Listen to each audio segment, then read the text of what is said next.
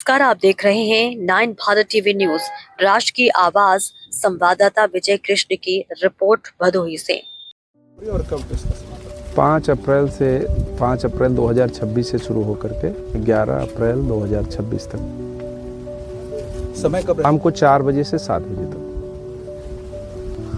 कथा में भगवान शिव के शिव महापुराण के कथा के तो बहुत सारे प्रसंग हैं, जैसे भगवान शिव के चरित्रों की महिमा, भगवान शिव का व्यक्तित्व कृतित्व और भगवान शिव का विवाह और माँ पार्वती के साथ गणेश जन्म, कार्तिकेय जन्म, साथ में 12 ज्योतिर्लिंग की कथा, रावण का चरित्र, बाणासुर का चरित्र और इसके साथ साथ अनेक राक्षसों को जो वरदान दिया है उन्होंने, जैसे भस्मासुर वगैरह को, और बहुत सारी अद्भुत कथाएं, गंगा का अवतरण, बहुत सारी दिव्य दिव्य कथाएं इसमें हैं।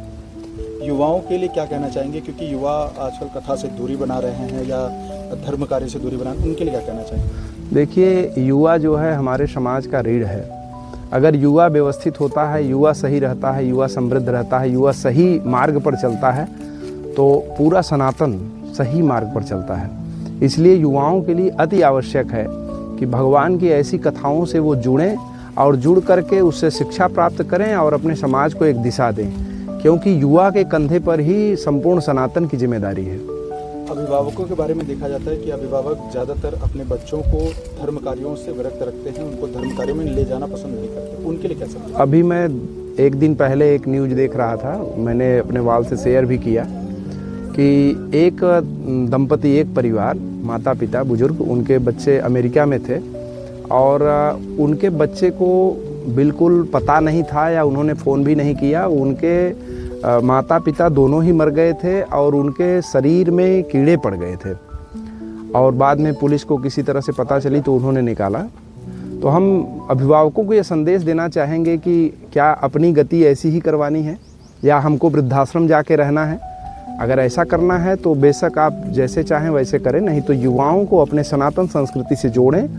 और हमको ज़रूरत वृद्धाश्रम और अनाथ आश्रम की नहीं, हमको ज़रूरत गुरुकुल की है। अगर गुरुकुल परंपरा होगी, गुरुकुल में बच्चे पढ़ेंगे तो अपने माता पिता का सम्मान करेंगे, उनको वृद्धाश्रम नहीं भेजेंगे, बल्कि जो बुजुर्ग हैं, जो वृद्ध हैं, जिनके कोई नहीं है, उनको भी अपना लेंगे। उसी तरह से जो बच्चे अनाथ हैं, उन बच्चों को उस व्यक्ति के पास होना चाहिए जिसके पुत्र नहीं हैं, जिसके संतान नहीं हैं, उनको अपना करके वो भी खुशहाल हो जाएं और बच्चे को भी माता पिता हो जाएं। कैसा लगता है ये विचार? आप लोग स्वयं विचार करिएगा, युवा पीढ़ी स्वयं देखे, अभिभावकगण स्वयं देखें इस बात को कि हमको गुरुकुल की आवश्यकता है, वृद्धाश्रम की आवश्यकता नहीं है।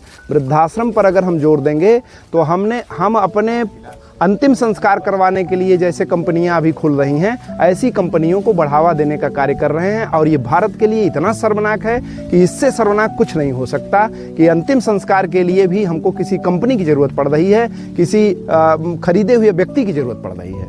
मतलब संतान हमारी कहाँ जा रही है, पीढ़ी हमारी कहाँ जा रही है, इस पर विचार करना पड़ेगा हम लोगों को। कुछ लोग सनातन, देखिए ऐसा है कि जो व्यक्ति विधर्मियों से मिले हुए हैं या फिर जो नहीं चाहता कि भारत एकमात्र ऐसा देश है जिसमें सनातनी लोग रहते हैं, एक भी सनातनी राष्ट्र, हिंदू राष्ट्र ना रहे, ऐसे लोगों की हर साजिश है कि किसी भी प्रकार से सनातनियों को तोड़ा जाए, आपस में तोड़ करके उसकी राजनीति की जाए या फिर उनको अलग कर दिया जाए, ताकि एक भी राष्ट्र, हिंदू राष्ट्र या सनातन राष्ट्र न रहे। जबकि ऐसा होगा नहीं, कुछ भी हो। जो अभी भविष्य मालिका वगैरह का जो आप लोगों ने सुना ही होगा, जगह जगह न्यूज़ भी अभी आ रहा है।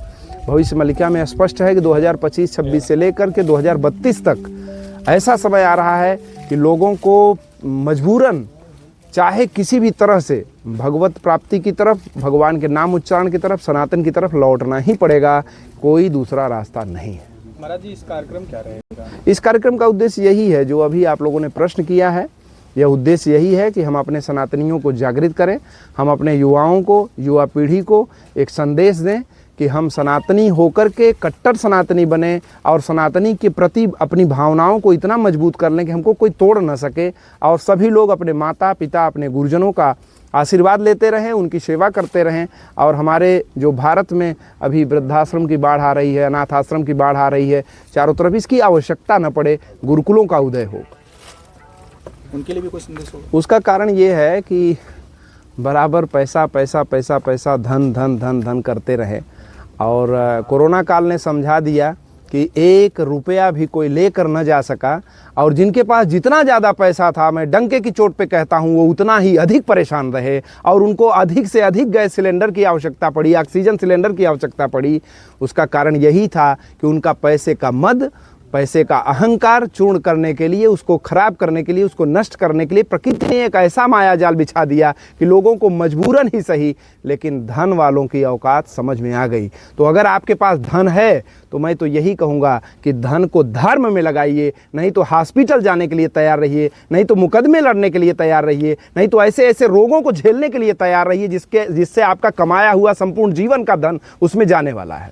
महिलाओं को तो हमारे यहाँ लक्ष्मी का स्वरूप माना गया है, गौरी का स्वरूप माना गया है। यत्र नार्यस्तु पूज्यन्ते रमन्ते तत्र देवता। आज महिलाएं किसी भी मामले में पुरुष से पीछे नहीं हैं अगर देखा जाए तो, लेकिन कुछ चीज़ें ऐसी भी हो गई कि अति स्वतंत्रता वर्जित होती है। बहुत अधिक स्वतंत्रता के कारण